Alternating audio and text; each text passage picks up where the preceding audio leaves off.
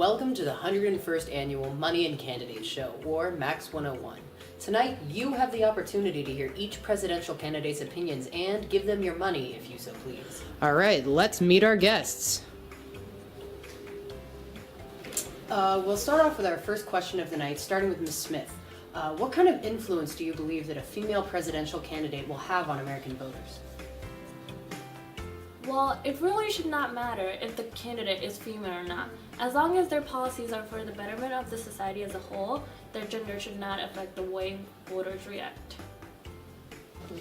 Obviously, the White House is in desperate need of a woman's touch to repair the ignorant, testosterone-driven decisions that have been made. It's time for the men to step aside and go back to drinking beer or whatever they occupy their time with, since clearly they leave most of their work to America's women. Listen, we've been getting work done for centuries without the need for women. Sure, they've been in the White House, but you want to know what they're most known for? Makeovers of different rooms. Might as well elect an interior designer. Quite a variety of answers tonight, ladies and gentlemen. No one ever said that presidential debates were boring now, did they? But I digress. On to the debate we go. Second question, Ms. Van Callamezzo. How do you hope to differentiate yourself from your competitors? Obviously, I have the grace and beauty that comes from womanhood, which combined with my natural feminine tenacity that ensures I will get things done. When's the last time we could trust a man to do anything? They never ask for directions, they're clumsy and oafish, they always think they're right, and to top it all off, they're lazy. Well, unlike my dainty competitors, I frankly have the, dare I say it, balls to do what's right.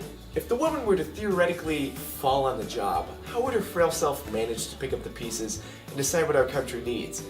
An iron fist and maybe a cold glass of refreshing American-grown beer are required to grab this country's attention and be the patriarchal leader we need. I would want my actions to do all the talking. My main goal is to save the United States from the ever-increasing pool of debt, stabilize the economy, make the salaries adjust to inflation, and lower unemployment.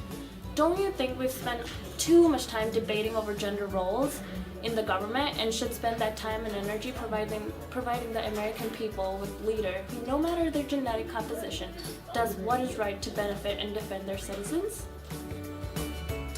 Heated answers, I see. Let's make sure to keep things civil, although I will admit it is refreshing to see competition so fiercely represented by America's potential leaders. And now to our final comments from our candidates. Mr. Huntington, what do you hope to accomplish if you achieve presidency, and do you have any closing statements? Funny you should ask that. I'm already meeting with my buddies to plan the celebration party. We don't think we can book cams for the night, but we're hoping Joe's will be a little bit more compliant. Oh, you met with the country. Hell, if I knew that, I already would have won this election. I mean, I already thought I would have won it by now, because I'm the only guy in it. But, yeah, I mean, I'm going to do something with taxes, talk about foreign policy, show my wife off to the public, yada, yada, yada. But really, I'm just trying to make sure the cake they make with my face on it looks better this time around. I will have no time to celebrate. I will be the next president of the United States and I cannot afford to party.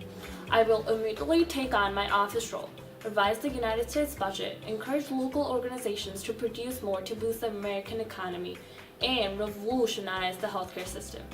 Because health is wealth and the American people have suffered enough that they will finally get what they deserve. Forget celebrating. If I win, I'll be sure to get right to work. Unlike certain other candidates, my plans are going to put actual change into motion in this country. The male population has been charged for far too long now, and it's time to put them in their place. If I'm elected, I will begin by only hiring women to important government positions. Firing all men, of course. There won't be a need for them anymore. They're just taking up space at this point.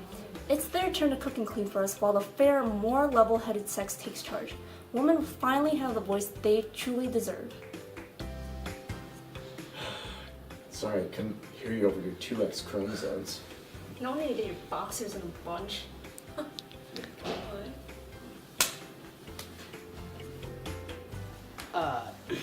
I think that's all the time we have for right now. Let's go to a commercial break.